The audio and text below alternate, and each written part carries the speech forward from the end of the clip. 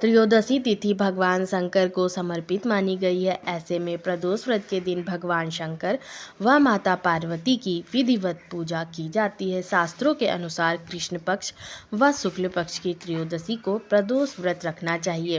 जुलाई माह का दूसरा प्रदोष व्रत 30 जुलाई 2023 दिन रविवार को है। इस दिन रविवार होने के कारण रवि प्रदोष व्रत का योग बन रहा है। तो आइए जानते हैं रवि प्रदोष व्रत पूजा का मुहूर्त, त्रयोदशी तिथि, पूजन विधि, व्रत कथा। मगर उससे पहले वीडियो को लाइक कर दें और अगर मेरे चैनल पर नए आए तो चैनल को सब्सक्राइब कर दें। तो चलिए वीडियो शुरू करते हैं। जुलाई माह में रवि अधिक शुक्ल प्रदोष व्रत 30 जुलाई 2023 दिन रविवार को है। प्रदोष पूजा का मुहूर्त शाम को 7:15 से रात्रि 9:27 तक। कुल अवधि 2 घंटे 12 मिनट की। त्रयोदशी तिथि का प्रारंभ 30 जुलाई 2023 को सुबह 10:34 पे हो रहा है और त्रयोदशी तिथि की समाप्ति 31 जुलाई को सुबह 7:26 पर।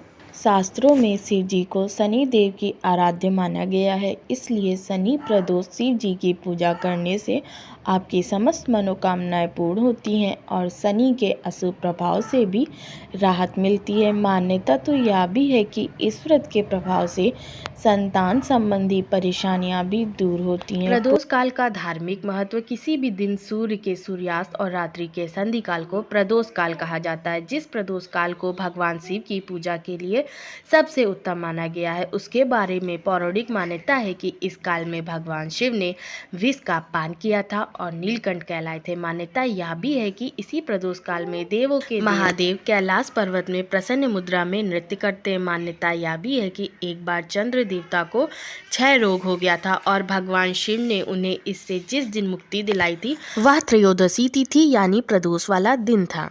प्रदोष व्रत की पूजा विधि। भगवान शिव की साधना से जुड़े इस व्रत को करने के लिए त्रयोदशी तिथि को प्रातःकाल सूर्योदय से पहले उठकर स्नान ध्यान करना चाहिए। इसके पश्चात व्रत को विधि विधान से करने का संकल्प करना चाहिए।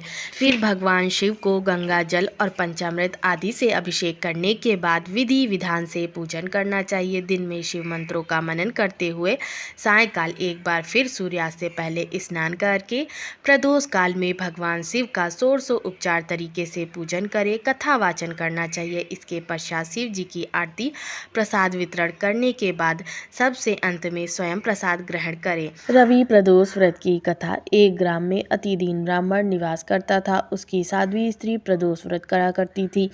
उसे एक ही पुत्र रत्न था। एक समय की बात है वह पुत्र गंगा स्नान करने के लिए गया। दुर्भाग्यवश मार्ग में चोरों ने उसे घेर लिया और वे कहने लगे कि हम तुम्हें मारेंगे नहीं, तुम अपने पिता के गुप्त धन के बारे में हमें बतला दो।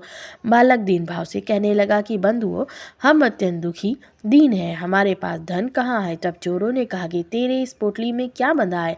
बालक ने निसंकोच कहा कि मेरी माँ ने मेरे लिए रोटियां दी हैं। यह सुनकर चोरों ने अपने साथियों से कहा कि साथियों, यह बहुत ही दीन दुखी मनुष्य, अतः हम किसी और को लूटेंगे।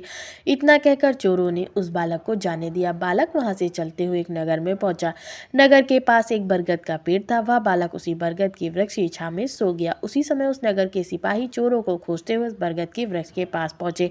बालक को चोर समझकर बंदी बना राजा के पास ले गए। राजा ने उसे कारावास में बंद करने का आदेश दिया। ब्राह्मणी का लड़का जब घर नहीं लौटा तब उसे अपने पुत्र की बड़ी चिंता हुई। अगले दिन प्रदोष व्रत था। ब्राह्मणी ने प्रदोष व्रत किया और भगवान शंकर से मन ही मन अपने पुत्र की कुशलता की प्रार्थना करने लगी। भगवान शंकर ने उस ब्राह्मणी की प्रार्थना स्वीकार कर ली। उसी रात भगवान शंकर ने उस राजा को स्वप्न में आदेश दिया कि वह बालक चोर नहीं है, उसे प्रातःकाल छोड़ दे, अन्यथा तुम्हारा सारा राज्य वैभव नष्ट हो जाएगा। प्रातःकाल राजा ने शिव जी की आज्ञा अनुसार उस बालक को कारावास से मुक्त कर दिया। बालक ने अपनी सारी कहानी राजा को सुनाई। सारा वृत्तांत सुनकर राजा ने अपने सिपाहियों को उस बालक के घर भेजा और उसके माता पिता को राज दरबार में बुलाया।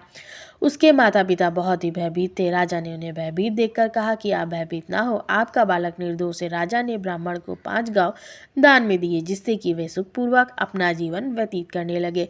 इस तरह ब्राह्मण आनंद से रहने लगा। शिव जी की दया से उसकी दरिद्रता भी दूर हो गई था। जो मनुष्य रवि प्रदोष व्रत को करता है वह सुखपूर्वक और निरोगी होकर अपना पूर्ण जीवन व्यतीत करता है।